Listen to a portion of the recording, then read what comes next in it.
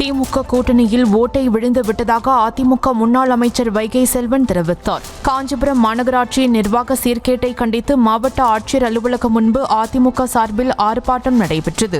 அதில் பங்கேற்று பேசிய வைகை செல்வன், அதிமுக கூட்டணியில் இருக்கிறார் என்ற காழ்ப்புணர்ச்சியாலேயே பூவை ஜெகன்மூர்த்தி மீது வழக்கு பதியப்பட்டுள்ளதாக கூறினார். பாஜகவில் மாநில தலைவர் மாற்றத்திற்கு பிறகு அக்கட்சி நல்ல முறையில் செயல்பட்டுக் கொண்டிருப்பதாக வைகை செல்வன் தெரிவித்தார்.